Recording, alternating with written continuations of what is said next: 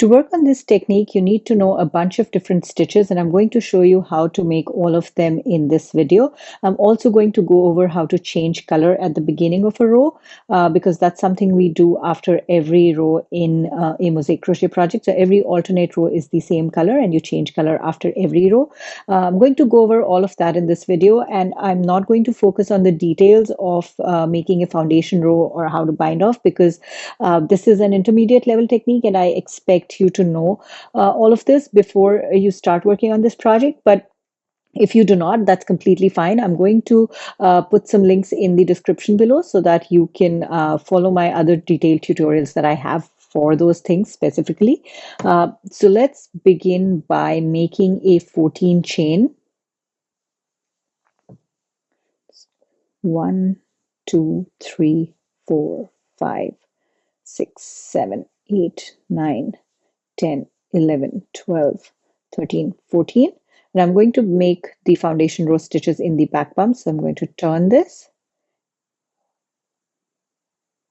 and find the back bump of the stitch, yarn over, pull through. And I'm going to do that for every chain. So I should have a total of 14 loops on the hook at the end of the forward pass.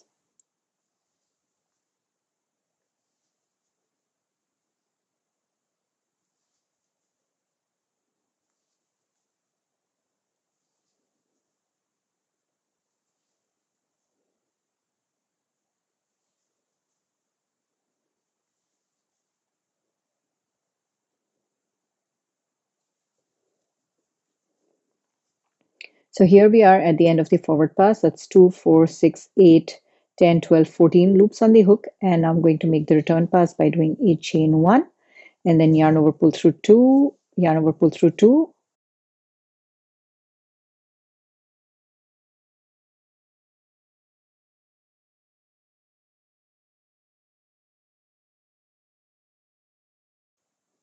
Now I've stopped here when I have 2 loops on the hook, and that is because I'm going to change color now, and I'm going to show you how to do that. But before I do that, I'm going to show you the anatomy of a Tunisian crochet stitch, which is extremely important.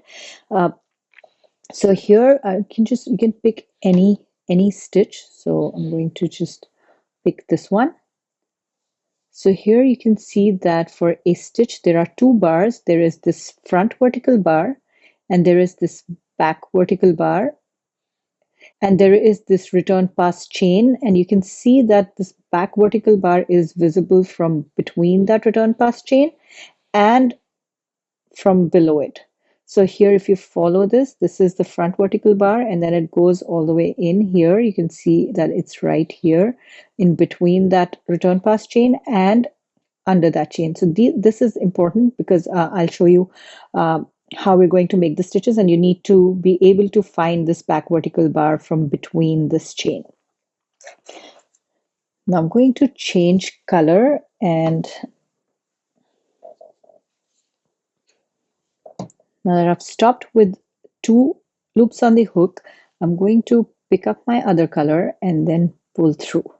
So that completes the foundation row, and we also changed color at the beginning of the row. This might be a bit hard when you do it for the foundation row, but it gets easier as we go further, and I'm going to show you how that is. But there's one thing that I wanted to point out is that in my earlier mosaic projects, I would pull this loop to a close, not too tight, but I've found that in this technique, in Blackwork technique with Tunisian mosaic crochet, it is important to leave this loose. So try to not get in the habit of pulling on this after you change your color. It took me a while, but I still do it sometimes, but I try to leave this loose because, as I said earlier, you'd have to pick up stitches from inside this return pass chain, and that's when it becomes important to have this loose.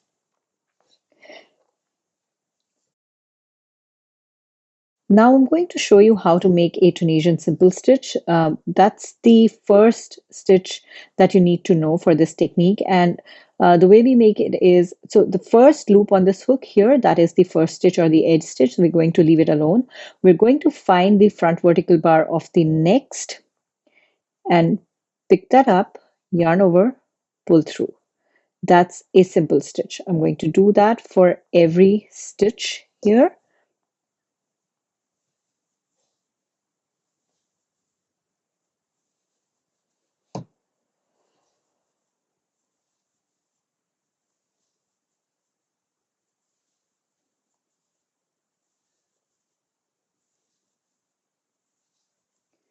And I am here at the end now. This is my edge stitch, so I need to find the two vertical bars at the edge, pick them both, yarn over, pull through. And this is the forward pass of row 1, of row 2, so the one after the foundation row. So here, chain 1, yarn over, pull through 2 until there's 2 loops on the hook.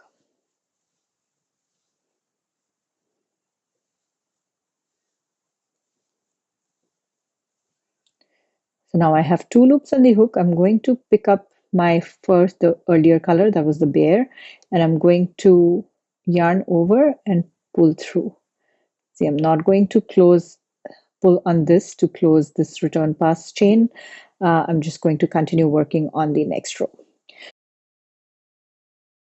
The next stitch that I'm going to show you is how to make extended simple stitches. So it is a simple stitch, but it is extended with a chain. So it is taller than a regular simple stitch. Now I'm going to go ahead and make another row of simple stitches. This is just so that I can show you the technique with the gold color. So I'm going to go ahead and make a row of simple stitches and then show you how to make the next stitch. Here we are. I've completed another row of simple stitches with this the white yarn. Now I'm going to show you how to make extended simple stitches. So that is one stitch so that is the next stitch that you need to know. So an extended simple stitch is a simple stitch which is extended with a chain, and the height of the stitch is taller than a regular simple stitch. So I'm going to begin by making 4 simple stitches. So 1, 2, 3, 4. So that's 4 simple stitches. I'm going to now make an extended simple stitch, and how I do that is I make this stitch in the same color as the yarn that I'm working with. So I'm working with the gold. I'm going to make it in the same color, which is the gold here, 2 rows back. So all mosaic designs, you would, if you're making extended stitches, if you're making long stitches, they will be worked in the same color as your current row. So if you're working with gold, your stitches will be worked in a row below, which of the same color, which is a gold row. So the way we make an extended simple stitch is we insert our hook like we were making a simple stitch, but 2 rows below, instead of in the white, I'm going to make it in this gold here, then yarn over, pull through, and then I'm going to chain 1 to give it that extra height, and that is an extended Tunisian simple stitch. But for this technique, I'm going to do this slightly differently.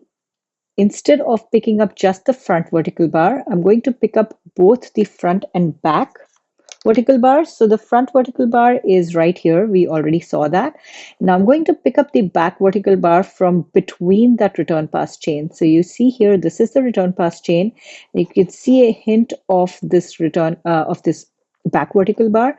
So I'm going to pick this and this to make my extended simple stitch. So here, I'm going to insert my hook right here, and it's actually not that difficult. You'll see that if you insert your hook in this chain right here, it naturally picks up that back vertical bar. It takes some practice, and there are times that you might split the yarn, but for me, because I've made so many squares already, this has sort of become second nature now. It's my hook automatically picks up that back vertical bar. So there's that back vertical bar and the front vertical bar. Now yarn over, pull through, and then chain 1. So that is an extended simple stitch, which is the A stitch in the Sona blanket pattern, and that's how it's going to be made. So I'm going to show it to you again.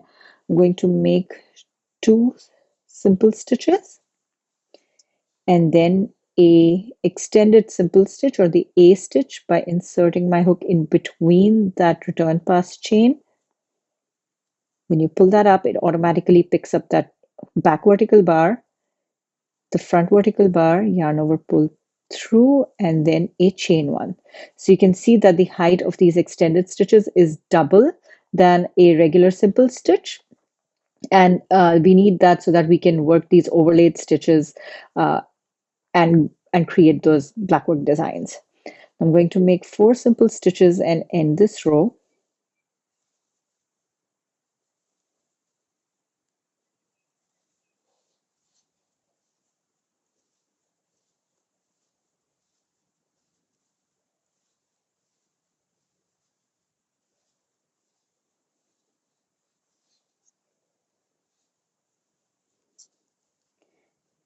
And this is how it looks. So you can, if you need extra practice of these stitches, you can make as many as you want. I just made 2, but you can make more, or you can add more rows and practice these stitches as you go.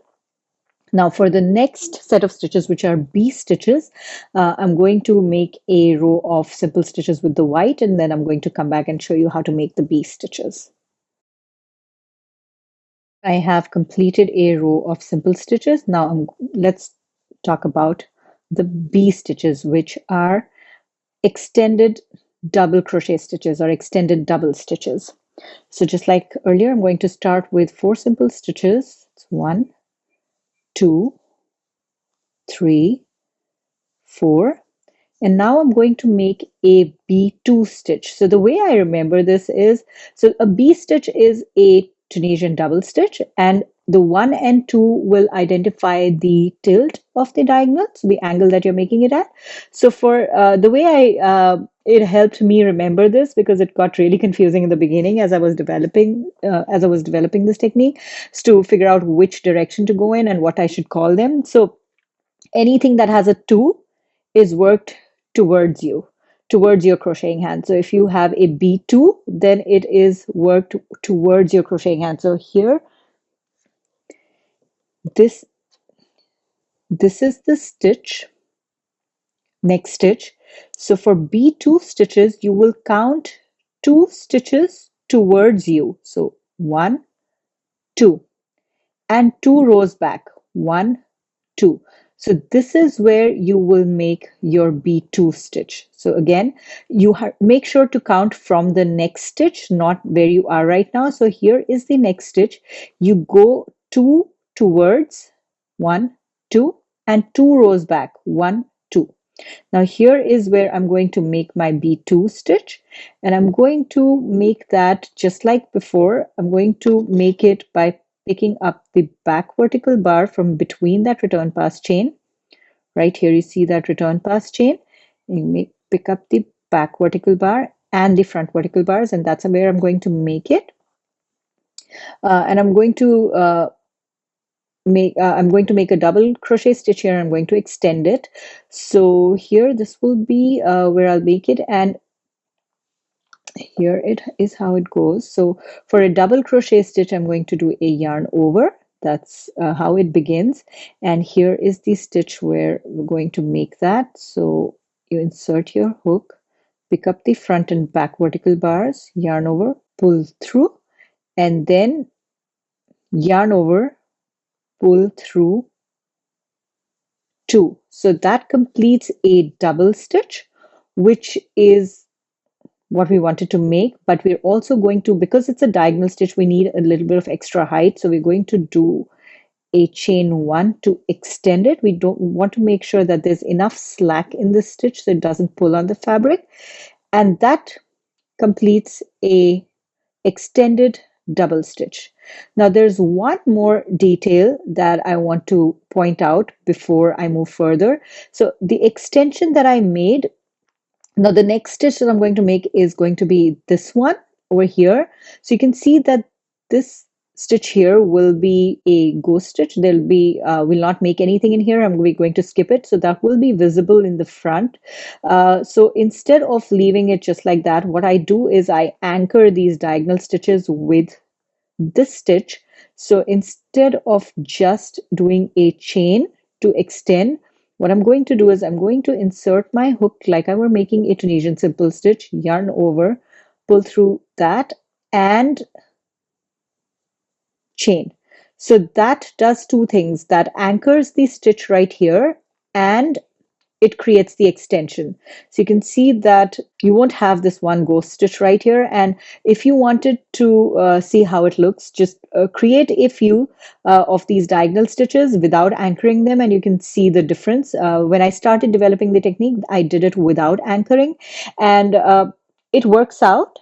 I don't have a sample from then, but it works out. But you can, at some point, for some designs, you can start seeing these stitches, and they bothered me.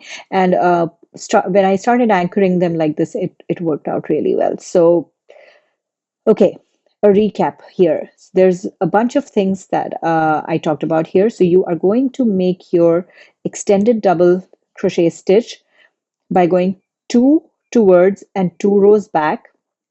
You're going to make a double crochet stitch, and then you're going to make an extension, and you're going to anchor together. So you can go back and see how that's done in this video, but these are the 2 or 3 things that you need to remember: where to make the stitch, which stitch to make, and where to anchor it. So that's B2. I'm going to make 2 simple stitches, and I'm going to show you how to make B1. So B1 is the exact same thing, except that you are going to make a different tilt. So this is tilted like this, that one will be tilted like that. So you identify the stitch where it's going to be made. So again, this is important. Remember to count from the next stitch. So here is the next stitch. So you go 2 further and 2 rows back. So right here, this is where we're going to make our B1 stitch. So we begin by yarning over, inserting our hook, picking up the front and back vertical bars, yarn over, pull through, then yarn over, pull through 2. And now we're going to anchor this into this stitch here. So this can get a bit tricky. Please use a stitch marker if you need to, if you are unable to identify which stitch to anchor them in. Which stitch to anchor this with. So what I do is I use my hook and move this way, and here I found my hook, my stitch where I need to anchor it. So I insert my hook, yarn over, pull through, and then pull through again. So that created the extension, and it anchored the stitch right here. So that created a B1 stitch. And again, it is very important to remember to have these stitches a little loose so they don't bunch up the fabric. And then I'm going to make 4 simple stitches. So 1, 2, 3, 4, and a edge stitch or the last stitch, and then complete this with the return pass.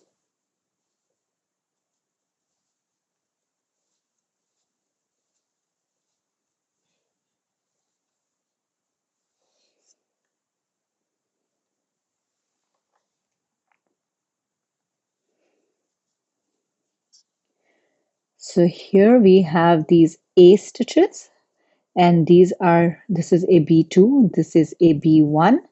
And now I'm going to show you how to make the C stitches, which are long diagonals. So for this, I'm going to make 3 rows of simple stitches. I'm going to make the next one with bear, then the next with gold, and next with bear, and I'll show you how it looks. You'll know why I'm doing that once I show you how to make the C stitches. Here I am after creating 3 rows of simple stitches. So now I'm going to show you how to make the C stitches, which are long diagonals. Let's begin by making 4 simple stitches. 1, 2, 3, 4. Now, to make a C stitch, we are going to use a treble stitch, an extended treble stitch. Now, a C stitch is longer than the B stitch. So B stitches are 2 rows tall, but C stitches are 4 rows tall. You will be making them in 4 rows back, stitches that are 4 rows back instead of 2. So again, you would always be working in rows of the same color as your current row. So I'm working with gold, so I'm going to work in gold, but these are long diagonals. So instead of 2 rows back, I'll be going 4 rows back. So for a C2 stitch, again, we're going towards. So start counting from the next stitch. You'd go 2 towards and 4 rows back. 1, 2, 3, 4. So this is where I'm going to be making this stitch. So it always helps to pick the stitches and the two bars and pull them a little bit, especially with the C and D stitches, because you'll see how they get a little hard to work with. So you just pull them a little so you know which ones to pick up. Now you yarn over twice to make a treble. You yarn over twice, and then you pick up the back and front vertical bars of the stitch that you identified. Yarn over, pull through, yarn over, pull through 2, yarn over, pull through 2, and then we are going to extend this, and the extension and anchoring is going to happen together. So I'm going to insert my hook here, yarn over, pull through, and pull through that one as well. So that is a C2 stitch. So 2 towards and 4 rows back. Now I'm going to show you how to make the C1 stitch. I'm making 2 simple stitches, and then here again, counting from the next stitch, you go 2 further and 4 rows back. 1, 2, 3, 4. So here we are. It is helpful to find the 2 vertical bars and just pull a little so that you know exactly which ones to pick up. And then yarn over twice and pick up the front and back vertical bars. Yarn over, pull through, yarn over, pull through 2, yarn over, pull through 2. And then move this, find this vertical bar, yarn over, pull through 2. That completes a C1 stitch. So you can see that these are long diagonals, and the angle is not as like this. There's a different angle. So these are stitches that will be used in the Blackwork designs in this Sona blanket. I'm going to complete this by making 4 simple stitches. 1, 2, 3, 4, and then the edge stitch, and then complete the return pass.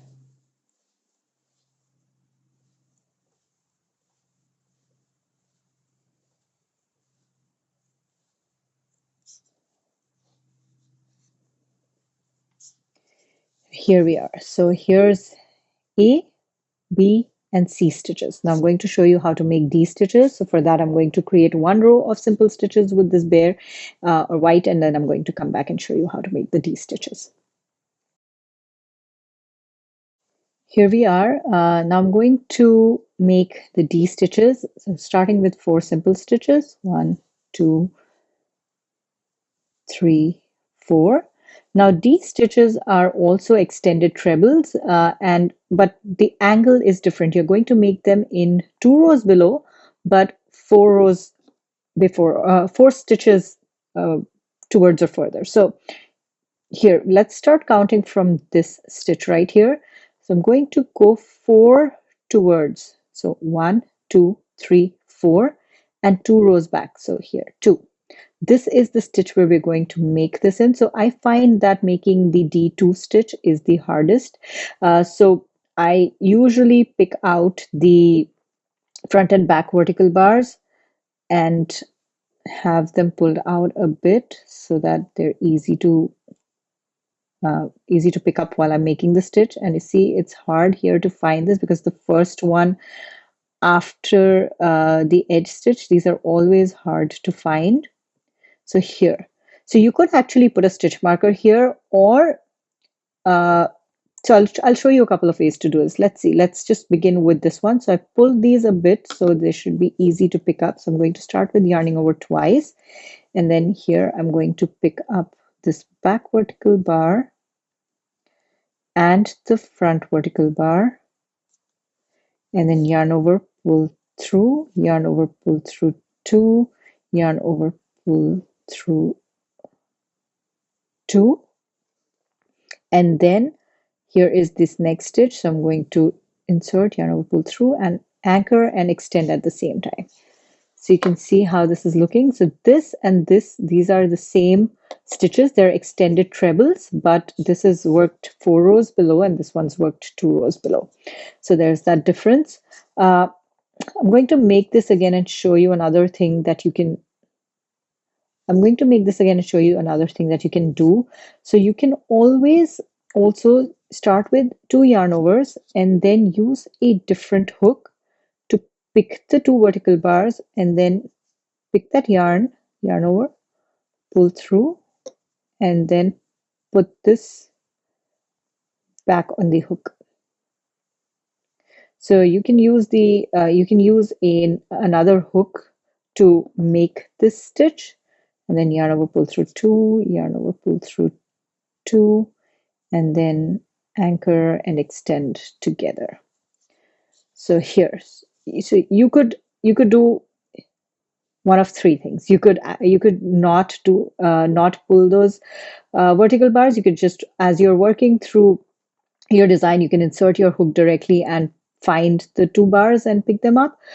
If that is hard, you could use a hook to find those vertical bars and pull them up and leave them a little loose so that you can pick them up easily. If that is also not possible, you can use this hook to actually pull the yarn through so that you can then put that loop back on your hook and work that way. So I hope that was clear. So there's those 3 options. I find that this one is one of the hardest to make. This and the D1 as well. I'll show you what why I think that one's hard. So now 2 simple stitches and then a D1. So this is the next stitch. So counting from here, 1, 2, 3, 4, and going 2 rows back, 1, 2. So this is where I'm going to be making the D1 stitch. So yarn over twice and pick up these 2 bars, yarn over, pull through, yarn over, pull through 2, yarn over, pull through 2. And now I need to anchor this right here. So it becomes hard to find a way to move everything out of the way and then insert my hook here. So this is why I find this one is hard. So the D stitches are the hardest for me. It took me a while to get used to making these. So here, insert hook, yarn over, pull through both. So here we go. There is a D2 stitch and here's a D1 stitch. I'm going to complete this by making 4 simple stitches.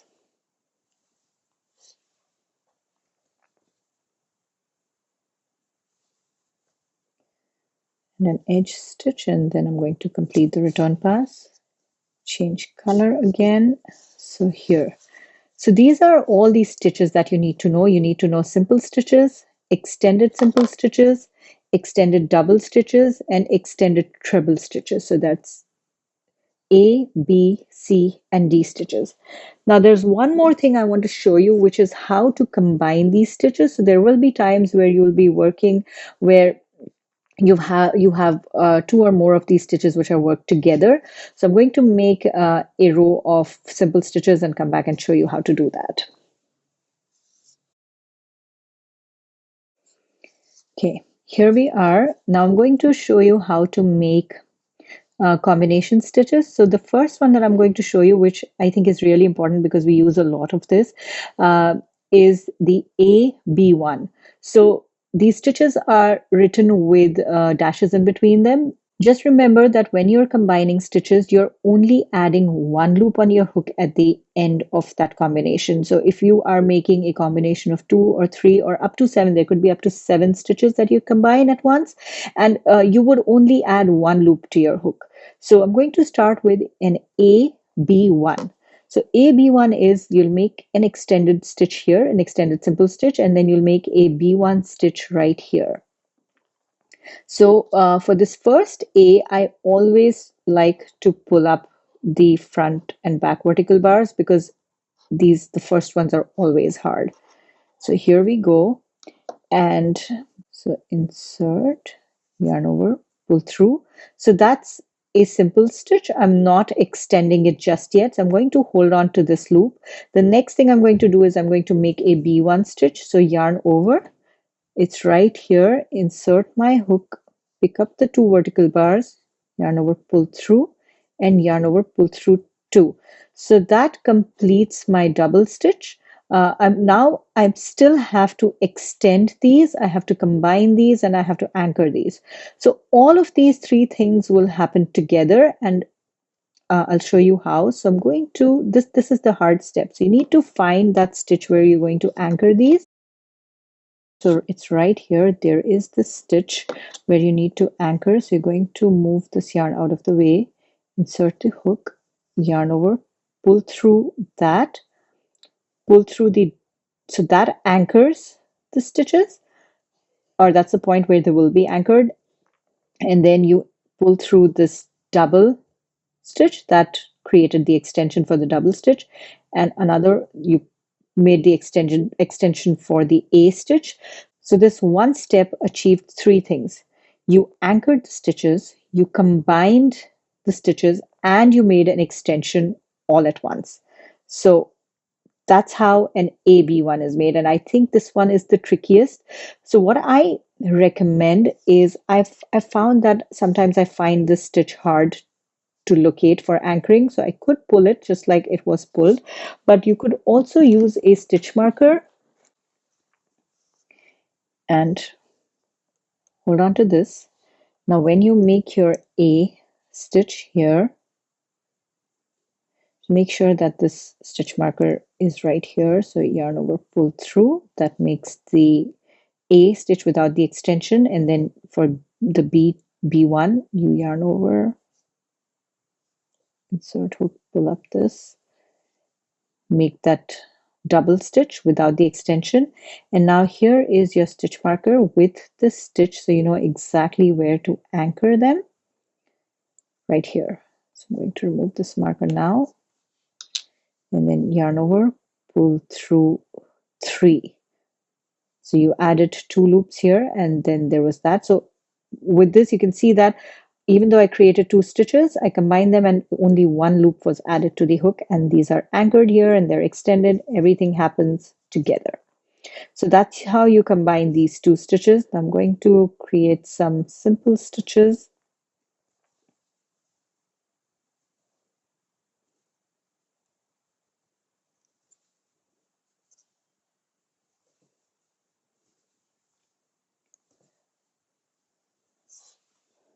So I created 3 simple stitches. Now I'm going to show you how to make a B2, B1 combination. So a B2 is made 2 here, 2 here. So this is where you'd create your B2. Now you see that there's a stitch that is already in this spot, and that's okay. You will just you'll just pick up the 2 vertical bars. It actually makes it easier, so you don't have to find these bars anymore. There's a stitch already made there, so you'll make this stitch here. So that would be a B2, and a B1 will be made right here. So I'm going to show you how to do that. So yarn over, pick up the vertical bars, yarn over, pull through, yarn over, pull through 2. Do not make the extension. And then for the B1, now do not make the extension. So I have this B2, I have the B1. Now I'm going to move these out of the way, find this spot where I'm going to anchor them, yarn over, pull through all 3. So there we have a B2, B1, which is combined, and that's the stitch. Now I'm going to show you how to combine 3 stitches, and the technique is the same. I'm going to go ahead and show it to you so that you know how it works, and that would be the same for 4, 5, 6, and 7 stitches. So let's do a B1 and D1. So an A stitch without the extension, a B1,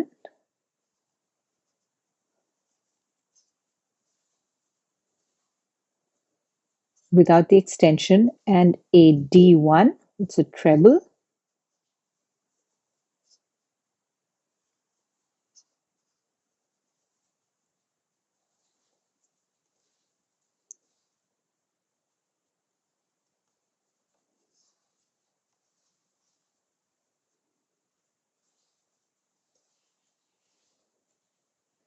and now I've added these 3. I'm going to make the extension and anchor at the same time. Now yarn over, pull through this, and we're combining 3 stitches, so we're going to pull through 3 more. And here there is an a B1, and a D1, all of them extended, all of them anchored, just completing this row with simple stitches.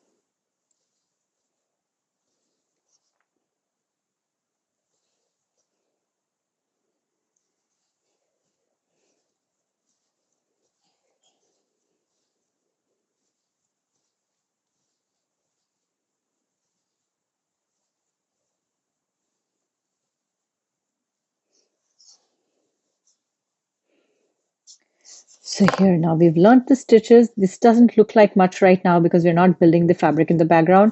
I promise it looks a lot better once you start building the fabric along with these stitches, and that will happen in the swatch that you make. So, but it is important to practice this. It will not look pretty, but it is important to practice to get the tension even. You can see that these stitches need to be loose. They need to be loose enough that they don't bunch this fabric up, and you need to be able to lay this flat. And this can be hard, a little bit hard, especially with the combined stitches. So make sure you practice. You can create any combination that you want. So just write down a combination that you'd like to make, and just try to make it and see how it works up. And I'm going to make a row of simple stitches and show you how to bind off your project. So I've completed a row of simple stitches. To bind off, I'm going to again do a simple stitch bind off. So I'm going to create a simple stitch, and instead of leaving this loop on the hook, I'm just going to slip through the previous loop. So simple stitch, slip. So this is a slip stitch bind off. I'm going to continue doing this until I reach the end of the row.